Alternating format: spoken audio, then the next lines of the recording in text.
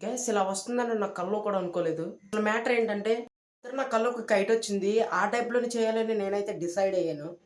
First square టైప్‌లో ఉన్న పేపర్‌నైతే నేనైతే తీసుకున్నాను గైస్.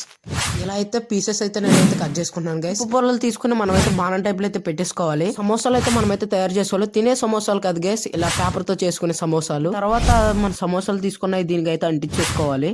చాలా మంది తోక నార్మల్‌గా చేస్తా ఉంటారు. మనం ఒక మెరాకిల్‌గా చేస్తా ఉంటాం. దీనికి అటు ఇటు చెవులైతే మనం పెట్టేసుకోవాలి. ఫైనల్‌గా తోకనైతే అంటించేసుకోవాలి.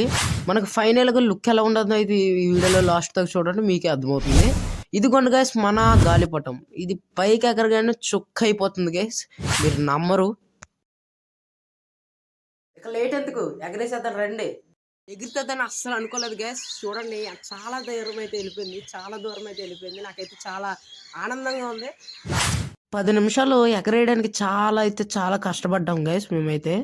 ఫైనల్‌గా గాలిపటాన్ని అయితే మనం ఎగరేసేసాం. చుక్క అయిపోయింది గైస్. మీరు చూస్తున్నారు లైవ్‌లో. చాలా చుక్క అంటే చుక్క. నాకు చాలా ఆనందంగా ఉంది. గైస్ ఈ సంక్రాంతికి మాదే హైలైట్. ప్రవీణ్ అన్ని కూడా మాతో అయితే వచ్చాడు. నాకు ఒక ఊపు వచ్చేసింది ప్రవీణ్ అన్ని రాగానే. మేము అప్పటికే 4 దారాల ద్వారా ఆ చుక్కనైతే చేసాం. ఇంకా 5 దారాలైతే మేము తెచ్చేసాం చుక్క చేయడానికి. కాకపోతే మధ్యలో తెగిపోవడం వల్ల మేమైతే డిసప్పాయింట్ అయిపోయాం.